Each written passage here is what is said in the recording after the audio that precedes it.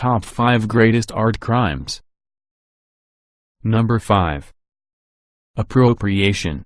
Though visual artists have taken inspiration from their creative predecessors since time immemorial, sometimes reimagining cultural imagery proves too close for comfort for the original author. Some argue that quoting another's work borders on plagiarism, and violates copyright law. Others contend that such references are merely free speech commentary in the form of parody or homage. Appropriation allegations have plagued pop artists to postmodernists alike, with pesky court cases on the rise due to contemporary art's preoccupation with depicting pop culture icons. With incorporating mass-produced commodities, and with challenging the concepts of originality and authenticity. Many a well-known artist, from Andy Warhol to Shepard Fairey to Jeff Koons, has faced such lawsuits, with varying degrees of success. Number 4. Vandalism. As a fan of graffiti, I won't be knocking that subset of art here. Instead, I am using the term vandalism to refer to any malicious damage done to works of art in a museum or gallery setting. While rare, vandalism has caused harm to some of art's most iconic artworks. Da Vinci's famed Mona Lisa has been attacked at least 4 times, besieged by acid, by rock, by red paint and by teacup. Rembrandt's The Night Watch has been slashed with a knife on 2 occasions, and doused with acid on a third. The painting was restored after each incident. Sometimes acts of vandalism have bizarrely sanctimonious motives, such as when Tony Shafrazi spray-painted the message, "Kill Lies All," onto Picasso's Guernica, supposedly as part political protest, part art historical upgrade. Similarly, Alexander Briner argued that his painting of a green dollar sign on Kazimir Malevich's suprematism served as a dialogue with the deceased artist. Number 3. Improper care.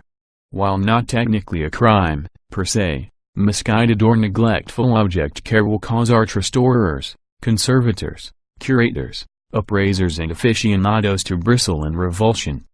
Overcleaning a painting, refinishing an antique desk, exposing an object to too much humidity or an improper temperature, these mistakes can have dire consequences for the appearance and value of an artwork. The issue is muddled, however, by contradictory expert opinions on proper object care, as well as on the state of art conservation today. One camp argues that modern technological and research advances allow us to be more truthful to the artist's original intentions and style, and that restorers are more careful in their techniques than their predecessors. Opponents retort that works of art are inappropriately handled and treated on a daily basis. As art professor and restorer Mauro Pelliccioli stated back in the 1960s, today more art is destroyed than is rescued by restoration. There has been no epoch so dangerous, so catastrophic for a painting, as that through which we are passing. Number 2. Forgery. Ever since art carried demand, people have been passing off works as the production of others. Though one might assume that modern technology and analysis tools would have rendered forgery attempts moot, this is far from the case. Oftentimes, such dating and authentication methods are unavailable to potential buyers or dealers, or, conversely, various experts are able to sum up enough evidence to argue both sides, convincingly. In 1996, art historian Thomas Hoving estimated that forged art comprised up to 40% of the art market. Number 1. Theft. At last we come to art heist, the most glamorized form of art crime.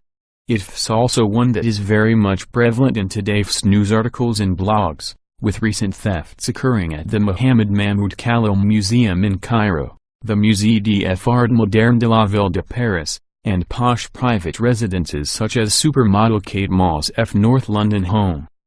Art theft from museums, galleries or private collections is not exactly as difficult as Hollywood films make it appear. In fact, such burglaries are often decidedly unsexy, as crooks easily bypass flawed or non-existent security systems, or simply schedule the attack during the less secure, more chaotic periods of time between changing exhibits. Sadly, Thieves often do considerable damage to a work of art during the theft, often cutting a painting from a frame or rolling a canvas with delicate paint chips.